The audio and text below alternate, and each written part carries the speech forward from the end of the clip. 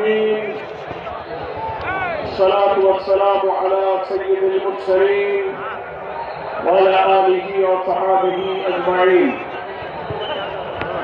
বাংলাদেশ জামাত ইসলামী স্টেজের লাইটের জন্য বাগেরহাট জেলা শাখার উদ্যোগে আসন্ন ত্রয়োদশ জাতীয় সংসদ নির্বাচন উপলক্ষে আজকের এই নির্বাচনী জনসভার সংগ্রামী সভাপতি,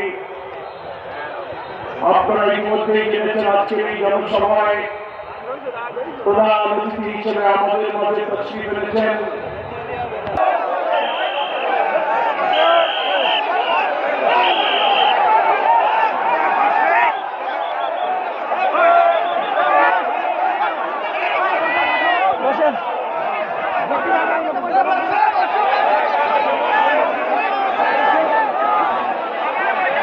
যাদের কাছে আমরা ইসলামের আন্দোলনের শিক্ষা পেয়েছি, বাংলাদেশ এবং দুনিয়ার বরেণ্য আলেম হযরত মাওলানা শেখুল হাদিস আল্লামা আবুল কালাম মোহাম্মদ ইউসুফ এখানে ঘুমিয়ে আছেন। মুফতি আব্দুস সাত্তার সাবেক এমপি বিশিষ্ট আলেমীন এখানে ঘুমিয়ে আছেন।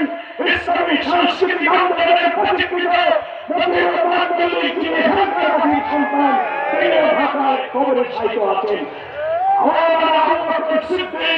ইসলামের বীর সেনানী যাকে হত্যা করেছিল সন্ত্রাসীরা।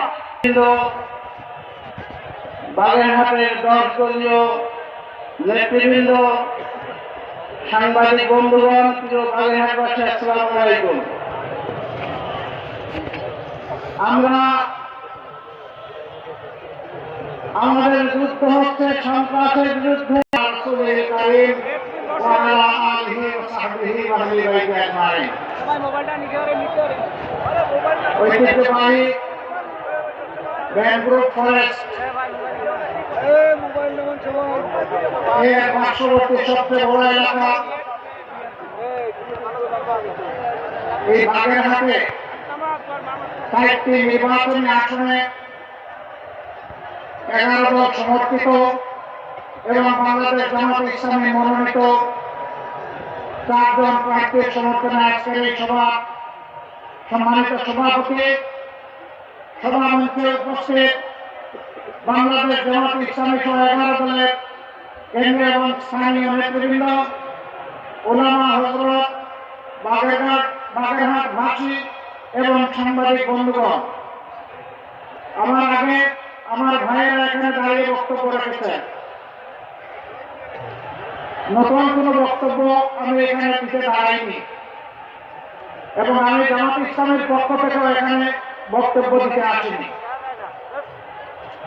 আমি এসেছি 2006 সালের 28 অক্টোবর লগিবৈঠার তাণ্ডব থেকে শুরু করে পিলখানায় সামরিক অফিসারদের হত্যাকাণ্ড। ওই দিকে কি সাংবাদিকদেরকে বসে দিতে চান? না, তাহলে জাতি বসে যাবে। ওনাদেরকে দাঁড়িয়েই ওনার দায়িত্ব পালন করতে দিতে হবে। আপনাদের যাদের একটু অসুবিধা হচ্ছে, বিনয়ের সাথে অনুরোধ করে আপনারা বসে যান।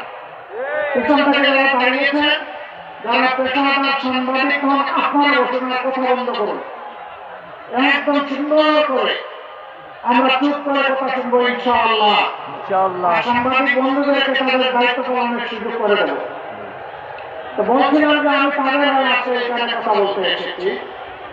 28 অক্টোবরের সেই লগিবৈঠার তাণ্ডবে যে মানুষগুলাকে খুন করা হয়েছিল, এই থেকে শুরু করে পরবর্তী পর্যায়ে 2009 সাল 25 এবং 26 ফেব্রুয়ারি ঢাকার পিলখানায় যে সমস্ত সামরিক অফিসার 57 জনকে হত্যা করা হয়েছিল, এরপরে জামাতে ইসলামীর শীর্ষস্থানীয় নেতৃবৃন্দকে যুদ্ধ অপরাধের মামলার নামে সহস্রাব্দের সবচেয়ে মিথ্যা এবং জঘন্য অপরাধ দিয়ে তারা খুন করেছিল। এই অন্যায়ের প্রতিবাদ করতে গিয়ে যারা আমাদের হাজারো কর্মীকে আমাদের বুক থেকে কেড়ে নিয়েছে এবং পুরো 15.5 বছর জুড়ে এদেশের সকল রাজনৈতিক দল, আলেম ওলামা, সাংবাদিক, বিভিন্ন শ্রেণী এবং পেশার মানুষ, শিশু থেকে বৃদ্ধ মা থেকে বাবা ঠান্ডা মাথায় যাদেরকে খুন করা হয়েছিল আমরা তাদের ঘরে ঘরে যাওয়ার চেষ্টা করেছি।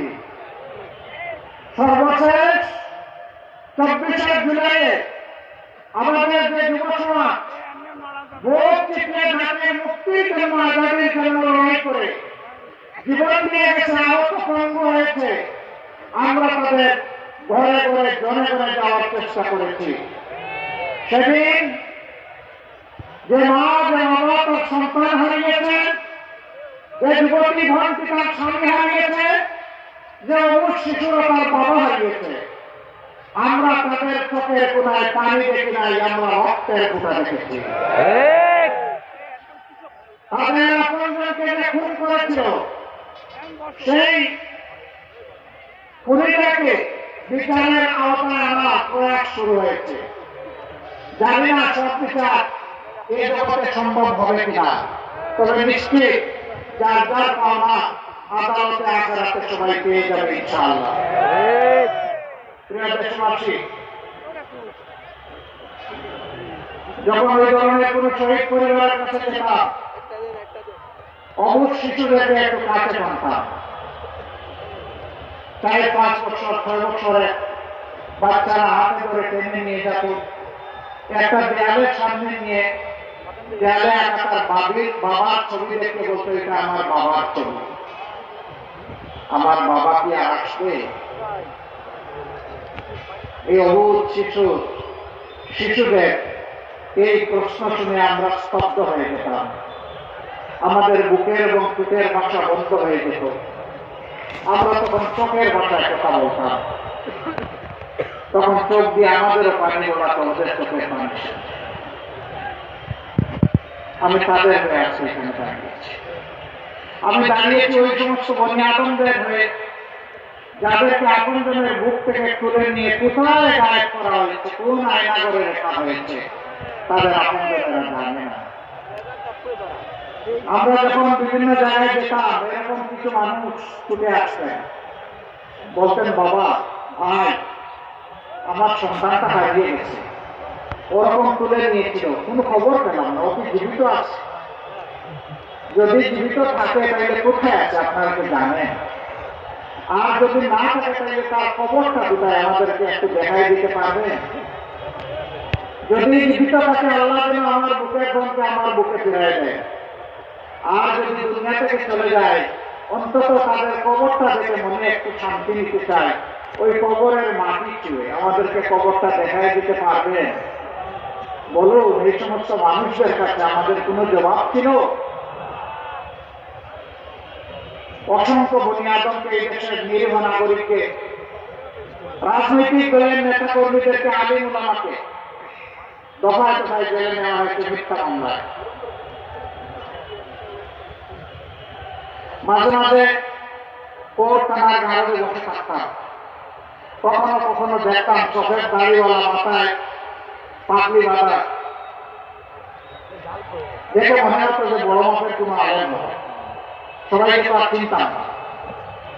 এরকম একজন আলেম, আমাকে যে রুমে রাখা হয়েছে তার উল্টা দিকে ওনাকে রাখা হয়েছে। আমি দেখতে পেলাম ওনার পায়ে জড়ি করা। কোর্টের ওসিকে সালাম পাঠালাম, উনি আসলো। আমি বললাম যে ওই যে এখানে বসে আছেন উনি কে? উনি একটা পরিচয় দিলেন, আমি নামটা এখানে বলতে যাচ্ছি না। আমি বললাম যে উনি যদি সেই ব্যক্তি হয়ে থাকেন তাইলে তো উনি হাজার আলিমের উৎসাহ। আপনি কি দয়া করে ওনার পায়ের দড়িটা খুলে আমার পায়ে একটু লাগাই দেবেন? কেন? আমি বললাম সহ্য হয় না।